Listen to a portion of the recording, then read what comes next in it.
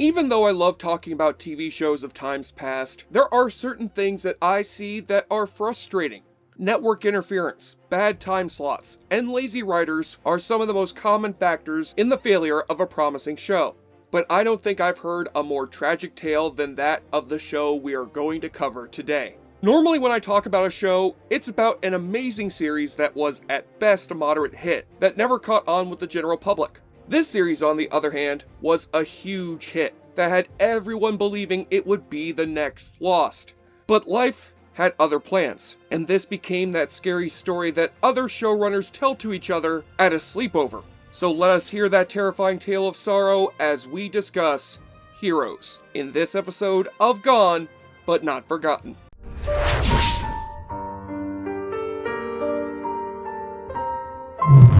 Heroes was created by Tim Kring, who had been working in Hollywood for decades as a writer and producer. He had created the moderately successful TV series Crossing Jordan, a crime drama series that followed around Dr. Jordan Kavanaugh, a crime-solving forensic pathologist, which ran for 6 seasons. Towards the end of the show, Kring began to think about making his next project. It was the mid-2000s, and the social climate felt very daunting. 9/11 had been a few years before, and both the war in Iraq and the economy made Kring feel like he wanted to write a show that would expand the scope of his previous shows. He wanted to make a show a little like Crossing Jordan, where someone makes a difference, but instead of a city, it would be on a grander scale, a world-changing level. During the making of Crossing Jordan, a scene was written where one of the characters gets mugged by a hulking thug. The scene was memorable because the character turns the table on the mugger by doing this crazy Krav Maga move. Kring thought to himself, what if ordinary people had shocking abilities that no one would dream were possible? This was further expanded upon when he saw the film Eternal Sunshine of the Spotless Mind. Kring was particularly intrigued by an aspect of this movie, seeing 2 characters you would overlook in the street, but then realizing they were extraordinary. Finally, the film Magnolia clicked everything into place, with the idea of characters with random storylines that eventually merge into one solid story. Kring says that the iconic scene in Magnolia where the characters begin to sing while frogs rain from the sky inspired him to write how all the characters reacted to the big eclipse that happens on the show. During this time, Kring reached out to his friend Damon Lindelof to talk about Heroes. Lindelof was known at the time for the iconic show that he co-created, Lost. Kring and Damon had known each other for years when Damon had worked on Crossing Jordan, as he helped Damon get out of a contract with NBC. Because of this, Lindelof was able to create Lost with J.J. Abrams and Jeffrey Lieber. Kring was able to get Lindelof's advice on how to create a serialized TV series and what mistakes to avoid. Although Kring and Lindelof both denied that Lost and Heroes were connected, Kring later said that without Lost paving the way for introducing long, interconnecting storylines on television to mainstream audiences, Heroes would never have happened. Kring then reached out to his fellow screenwriter friend, Jeff Loeb, who he had known for years. Loeb was best known for writing Commando and Teen Wolf, and he met Tim Kring when him and Loeb were tasked to write the script for Teen Wolf 2.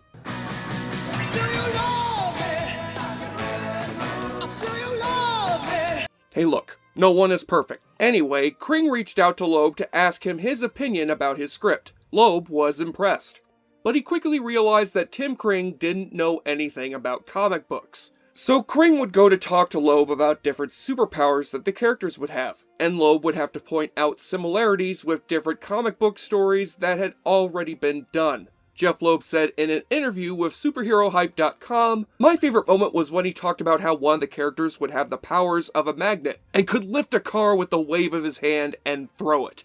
I said, "That's Magneto." And Tim's reaction was that he didn't know whether Magneto was a person or a power. So it was determined that Kring's priority would be about the characters, not the powers.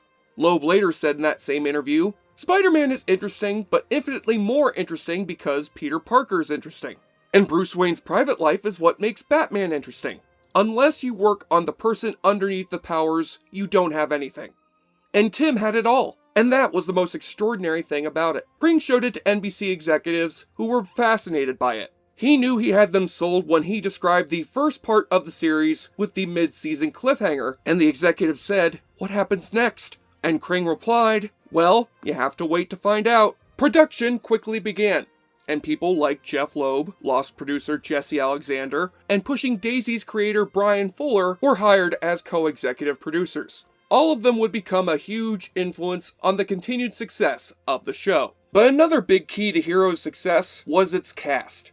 The actors chosen for each of their characters had to be just right, or else this whole thing would have fallen apart. The casting stories are probably my favorite aspect of researching this show. One of my favorites was for the role of Claire Bennett, the indestructible cheerleader. Claire was played by Hayden Panettiere, who had a star quality that was undeniable. She was smart, kind, and selfless. Panettiere had amazing chemistry with her other co-stars, and it's a shame her career didn't get to the level that I thought she deserved. But there was another actress who lost the role to Hayden that would have been an interesting choice, and that actress was Emma Stone. Damn! I know, right? Can you imagine the star of La La Land playing the most important cheerleader on TV? Stone said that while she was waiting for her turn to audition, she heard the casting director and producers tell the actress she had to follow, "You're our pick! On a scale from 1 to 10, you're an 11! Stone went home and cried herself to sleep. She considered that moment the rock bottom of her career. Greg Grunberg has a particularly funny story about getting the role of telepathic cop Mark Park. Then there's Jack Coleman, who played one of the most intimidating non-powered characters on the show, Noah Bennett. Coleman is an amazing actor, and played one of the most groundbreaking characters in TV history, when he played the first openly gay character on TV, Stephen Carrington, on Dynasty. On Heroes, Coleman played another equally fascinating character.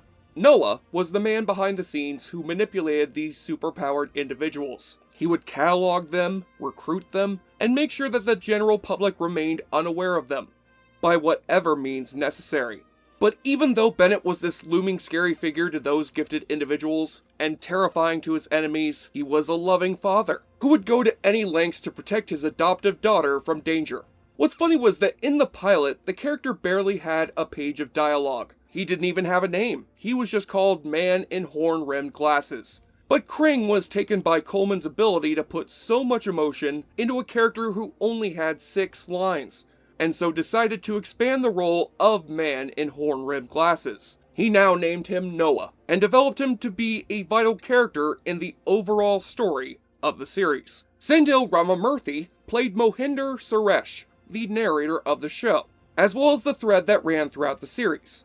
Mohinder was originally supposed to be much older. The character was supposed to be in his late 50s. After auditioning many older actors, Kring decided to try to lower the age of the character, and that's when Sendil came in to read for the part.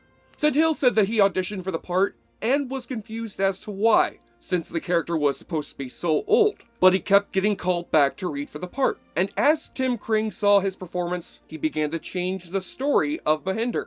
He decided that he would make the original character into Mohinder's father, and would then turn the father's death into his motivation to continue his father's work and avenge him. I want to take a minute here to talk about one of the funniest stories I heard about Eric Avari, the actor who played Mohinder's father, Chandra Suresh. The week that the episode aired where his character was murdered turned out to be one of the scariest encounters Avari had with a fan. A few days after the episode aired, he was at the airport waiting for his flight to board when a fan came up to him and said, "You're dead." Avari turned white and the blood drained from his face when the fan smiled and said, "You died on Heroes Monday.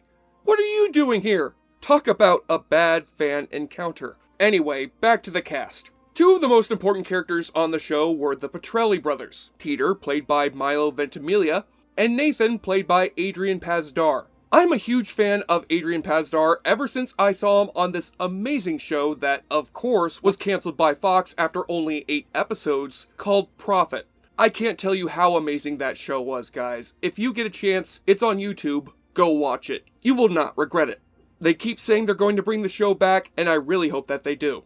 But getting back to Heroes, Adrian played Nathan as an arrogant and controlling, politically ambitious brother who could fly. Peter, on the other hand, was the complete opposite, as a kind and selfless man trying to make a difference in the world. Milo was best known at the time for Gilmore Girls. He could just emote this vulnerability so easily, as well as a love for his brother, regardless of Nathan's selfish actions. Adrian and Milo were the last actors cast in this series. Adrian says he was late for an audition and asked the other actors in the room if he could go before them. They agreed, and he said that the minute he walked through the doors, he had the feeling that the producers were desperate to cast anyone. He said he was just lucky to be the person to walk through the door at that exact time. Boy, does it suck to be those other two guys. Milo was a last-minute casting decision. He had just finished wrapping up his role on Rocky Balboa when he was called in to read for Heroes. It's funny that after Heroes, Milo almost quit acting to become a farmer. He said he had such a hard time finding a role after Heroes that he seriously considered shaving his head, growing a beard, and flying to Italy to work on a farm. But the most famous character on Heroes had to have been played by Masi Oka, the time-bending, teleporting, lovable Japanese geek, Hiro Nakamura. Oka was incredibly excited to audition for this role that was made for a Japanese-American actor who spoke fluent Japanese and had comic timing. He said that once he saw the role, he thought that, if not this, then what else? So he went in and nailed the audition. And Hiro would go on to become the star of the show. He embodied the fanboy in all of us, a comic book geek who gets the wish we all have, the chance to become a superhero ourselves. The public adored this character, not only for his lovable goofiness, but also for his dedication to always doing the right thing. He was the moral compass of the show. Funny story, Hero's original catchphrase was made up by Masi. I remember visiting Times Square in New York and seeing tourist after tourist recreating that scene from the show. Lines such as that became iconic, such as "Save the cheerleader, save the world." Save the cheerleader, save the world. This was another iconic phrase that the marketing of the show seized on, and would become the cornerstone of the first season. That brings us to one of the most impressive aspects of this show, the marketing. Not only did you have your standard billboards and TV spots, but other creative ways to keep up fan engagement. It was the first time I saw comics being used to expand the universe of a show's first season while the show was still airing. New characters were introduced on the comic before they made their cameo on the series, and it helped to bridge episodes. It was a smart idea, and along with Lost marketing, paved the way for future ways that TV shows would be sold to the general public. The first season of Heroes still holds up. The characters are engaging, and everything leads up to a big climax at the end. It felt mostly self-contained, and there are some great moments, both in presenting character motivations and also introducing one of the scariest villains on television, Sylar, the superpowered serial killer who fascinated the public, in no small part due to the brilliant performance by Zachary Quinto. Sylar wasn't just your standard evil psycho, he was multi-layered. In one of the best episodes of the series 6 months ago, it's revealed that Sylar was originally a man named Gabriel Gray, a quiet watchmaker who becomes involved with Mohinder's father when he visits him to reveal that Gabriel has superpowers. He's been overlooked his entire life and desperately wants to be special, to be extraordinary. Unfortunately, it seems like he has no powers, and begins to fall into despair that he will always be unnoticed. Then he runs into another superpowered individual who possesses the power of telekinesis. It's at that moment that he realizes what power he possesses. Ironically, it is also overlooked. He can see the inner workings of things, and figure out how to fix them. That's when Sylar commits his first kill and figures out a way to alter his DNA to gain his victim's powers. I believe it was this season 1 episode which clinched the public's obsession with the show. It also introduced one of the most tragic stories in the series, the love story between Hiro and Charlie. In that episode, Hiro goes back in time to save a waitress who he befriends and develops a crush on. Charlie possesses the ability to recall any information she's read or even glanced at, essentially giving her super intelligence. Sadly, it turns out that Charlie has a brain clot that will eventually kill her. Even worse, the moment that she confesses her love to Hiro, he's catapulted back to the present and is unable to go back to be with her.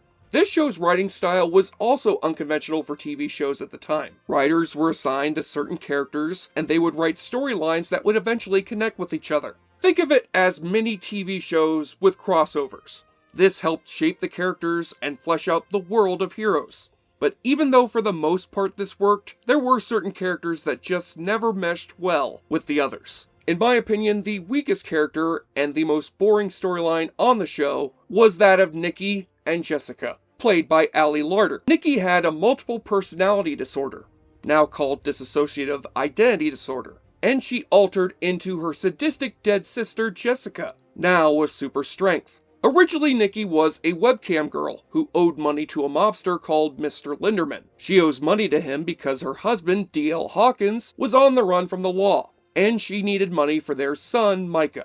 I just found that her storyline went on for way too long.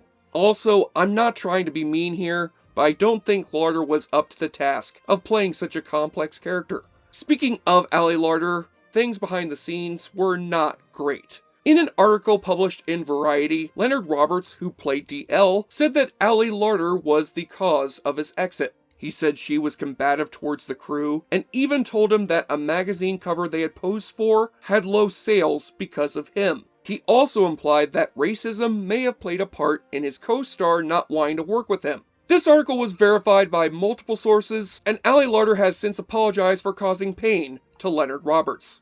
The show also brought in the love from comic book fans by not only seeing one of Stan Lee's earliest cameos, but also seeing the late comic book legend Tim Sale's work as the paintings for Isaac Mendez. Plus, the climax takes place in Kirby Plaza. You could tell the show did respect comic book fans with these little nods. Heroes' first season was a ratings juggernaut, with people on the edge of their seats for the season 1 finale, with the big confrontation between Peter and Sylar. The season would end with the apparent death of both of them. I thought this first season was amazing, and so did the fans. Sadly, that would be the last time that I and many others would say that. During the filming of the second season, the writer's strike of 2007 began. The strike had a massive effect on television. Many amazing shows got hit hard by it. Some shows would have reduced episode orders. Many shows would be cancelled. Sadly, a favorite show of mine at the time, Journeyman, was one of these casualties. It also gave rise to the popularity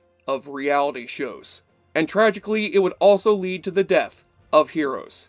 Initially, the second season started strong. The Petrelli family began to be fleshed out and more interesting characters were introduced. But as the strike went on, it began to hurt the show. Bad decisions were made, like cramming in love interests that distracted from the storyline. Other decisions, such as focusing on plot lines like Hero being stuck in ancient Japan, went on for multiple episodes, slowing the main storyline of the show down to a crawl. I think the biggest mistake made in the series was bringing back Sylar. Quinto's career exploded after season 1 due to his performance on the show. He was that year's favorite villain. Critics and the public alike were praising Quinto's performance. The network demanded that he come back to take advantage of Zachary's popularity, and this would cause terrible storylines whenever the writers tried to come up with stupid ways to keep Sylar around. It's funny because the original plan was to kill off most, if not all, of the cast at the end of season 1, and then start fresh in season 2. But just like they did with Sylar, the network stepped in and forbid Kring and the others from doing that. Kring did say that the public's response to the characters also made him not fight the network's orders. But looking at what happened from season 2 on, maybe he should have stuck to his original plans. Since Kring was participating in the strike, he had lost control of his show. Still, he would call the network and tell them about the mistakes being made. He would implore them to change things, but he was powerless to do anything about it. It was a mess, and the ratings began to decline, which torpedoed many plans for projects to expand the Heroes universe. The most infamous being Heroes Origins, a limited series which was supposed to take place between the second and third seasons. It had fan-loved directors like Kevin Smith and Eli Roth ready to direct a few episodes. In my opinion, this show really went off the rails in season 3. Some of the choices that were made after season 1 rendered the first season completely redundant. In the first episode of season 3, Sylar captures Claire and cuts her head open to steal her powers. She still survives, but he gains her superpower of regeneration. So that whole save the cheerleader, save the world, the importance of saving Claire from Sylar so that he wouldn't take her power and become invincible, yeah, that was pointless. Or what about that amazing story of Hero not being able to save Charlie? Yeah, he goes back in time and gets Sylar to save her life. So let's chuck that great moment from the first season right out the window. I know, Charlie leaves Hero because of what he did to save her, and then gets sent back in time to live her entire life without him. But it still wasn't necessary, and took away an important moment in Hero's story. Season 3 had so much potential that was just wasted. While Season 2 was a step down in quality, Season 3 could have made up for it. They had a great storyline in that season. What if everyone had the chance to get powers? How would that affect the world? And they just ruined it. Mohinder got a storyline that had him slowly gaining powers that were turning him into a monster. Sylar was revealed to be an illegitimate member of the Petrelli family. Meh, let's dump all of that to try to get Kristen Bell as Ellie Bishop together with Sylar. It just became too much of a mess. Too many characters, too many useless subplots, overly complicated lore, and by season 4, the public was done with Heroes. The show that was once called revolutionary had now become a joke. No, they can't just cancel a show like Alphas. They have to help the viewers let go. Firefly did a movie to wrap things up. Buffy the Vampire Slayer continued on as a comic book. Heroes gradually lowered the quality season by season till we were grateful it ended. So on February 8th, 2010, Heroes went off the air. Until 5 years later, when Kring made Heroes Reborn. Heroes Reborn was supposed to be a big comeback for this series, but it also failed. I tried to watch it, but I was only able to stand one episode before I changed the channel. I'm not going to say it sucked, since it may have gotten better, but from everyone who I've talked to, it did not. It's weird because some of the original cast were not even asked to be on this show. I think the issue was, at least to me, that if you're gonna go back and reference the original cast, then you should have them on. Maybe if they had just made the show revolve around only new characters, then it may have worked. Even though Heroes has become that show that everyone uses now as an example of wasted potential, a few good things did come from it. Not only did Zachary Quinto become a well-respected actor, but it also jump-started the career of George Takei, who is much loved by the general public. Writers like Bryan Fuller also owe their career to Heroes, as well as Jeff Loeb, who probably would not have gotten his role in the MCU if not for this show. I don't think comic fans today know how important this series was in the evolution of the superhero genre. Heroes is one of the factors that made non-comic book fans begin to see comic book media as more than just silly children's popcorn fluff. Unfortunately, the failure of Heroes Reborn probably means the show will not come back. But is that so bad? The show had its place in comic book media, and I think it's time to let it rest. Some people probably don't think that the show failed, and that it should have stayed on the air. So to those people, and I say this with love, enjoy what you got. You got 3 more seasons and a sequel. Many other cult shows today don't even get a full season. Just ask Netflix. You can watch the original Heroes TV show on Peacock or rent it on Amazon. And if you're curious, Heroes Reborn is also available on the NBC app. I would suggest you check it out. You may love it, you may hate it, but you should satisfy your curiosity. Because Heroes, especially in the case of its first season, should get far more respect than it does. So if one day you all experience a surprise solar eclipse, don't be surprised if you see a figure in the sky, have someone reading your mind, or see a painting predicting the future. Maybe the next hero will be just around the corner.